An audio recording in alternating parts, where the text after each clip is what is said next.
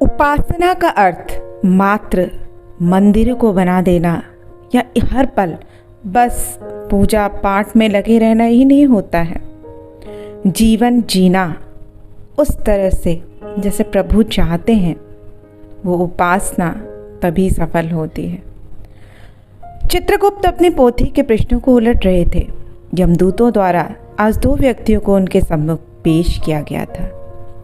यमदूतों ने पहले व्यक्ति का परिचय कराते हुए कहा कि ये तो नगर के सेठ हैं, धन की कोई कमी नहीं, खूब पैसा कमाया है, समाज हित के लिए धर्मशाला, मंदिर, कुआं, विद्यालय, अनेकों निर्माण कार्य किए हैं, बहुत खर्च किया है और बहुत ही ज़्यादा समाज के लिए अच्छा किया है।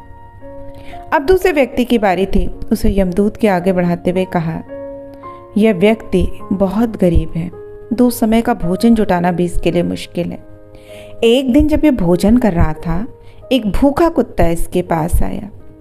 इसने स्वयं भोजन न करके सारी रोटियां कुत्ते को दे दी, स्वयं भूखे रहकर दूसरे की भूख को शांत की।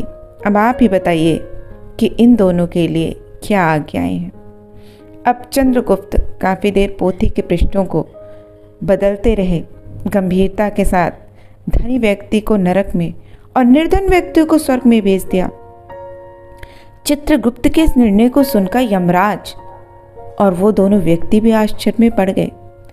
चित्रगुप्त ने स्पष्टीकरण देते हुए कहा कि धनी व्यक्ति ने निर्धनों और असहायों का बुरी तरह से पूरा जीवन शोषण किया, उनकी विवशताओं का दुरुपयोग किया, उस पैसे से ऐश और आराम का जीवन जिया।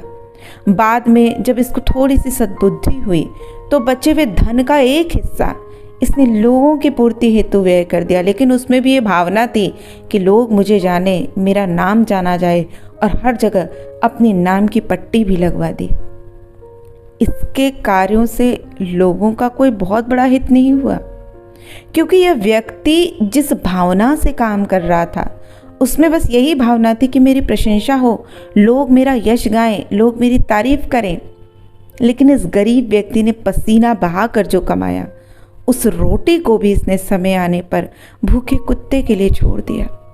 अगर यह साधन संपन्न होता तो न जाने कितने अभावग्रस्त लोगों की सहायता करता। पाप और पुण्य का संबंध मानवीय भावनाओं से है, क्रियाओं से नहीं।